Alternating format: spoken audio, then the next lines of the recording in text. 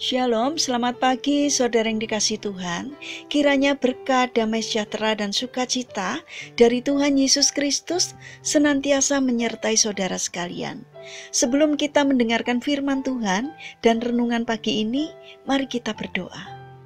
Tuhan Yesus yang baik, sungguh kami mengucap syukur atas setiap berkat, kebaikan, dan kemurahan-Mu karena Engkau selalu melindungi kami, sehingga kami dapat bangun menikmati udara segar dan keindahan pada hari ini.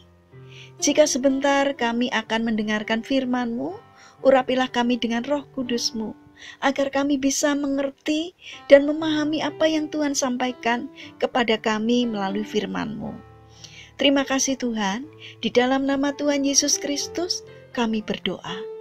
Amin. Saudara yang dikasihi Tuhan, tema renungan pada pagi hari ini adalah jangan mudah puas diri. Bacaan diambil dari surat Roma pasal 12 ayat yang kedua. Demikian sabda Tuhan. Janganlah kamu menjadi serupa dengan dunia ini, tetapi berubahlah oleh pembaharuan budimu, sehingga kamu dapat membedakan manakah kehendak Allah, apa yang baik, yang berkenan kepada Allah, dan yang sempurna. Saudara yang dikasihi Tuhan, pada tahun 1901, seorang bernama Hasebut sedang duduk di atas kursi goyangnya sambil mengamati matahari terbenam dan angin yang bertiup bersama dengan debu. Setelah beberapa saat merenung, muncullah sebuah pemikiran darinya. Apa yang terjadi bila kita bisa mengubah arah angin? Bagaimana bila kita bisa menarik arah angin itu ke arah kita? Akhirnya beberapa tahun kemudian, ia menemukan vacuum cleaner. Pada tahun 1700-an, seorang penduduk London bernama Jonas Hanway tidak mau menerima keadaan basah bila hujan datang. Setelah melihat alat yang serupa dengan tenda di dunia timur, yang digunakan sebagai alat untuk berlindung dari sengatan matahari, dia menyesuaikannya untuk berlindung dari hujan. Saat itulah payung akhirnya diciptakan. Vacuum cleaner dan payung dapat tercipta karena ada orang-orang yang tidak mau begitu saja menerima keadaan. Mereka berpikir dan berpikir agar terjadi perubahan. Saudara yang dikasihi Tuhan, saat menghadapi kesulitan hidup, keadaan menjadi kacau karena pandemi, pelayanan juga banyak hambatan. Bagaimana sikap kita? Apakah kita hanya pasrah dan berkata, "Ini memang takdir saya," atau sebaliknya kita berpikir dan mencari ide agar perubahan terjadi?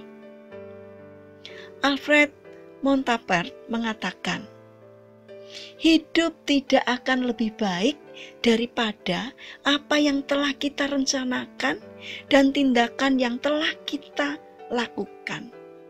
Kita adalah arsitek dan pembangun kehidupan. Banyak orang yang ingin keadaan hidupnya berubah menjadi lebih baik, namun hanya berdiam diri atau tidak melakukan perubahan apapun, baik dalam cara berpikirnya maupun dalam tindakannya.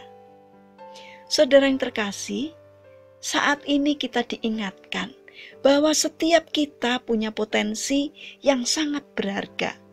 Karena itu kenalilah, galilah, agar melalui potensi yang Tuhan berikan kepada kita, kita pun bisa menemukan dan menciptakan sesuatu yang bermanfaat untuk orang lain sebagai wujud pelayanan yang bisa kita berikan untuk memuliakan nama Tuhan.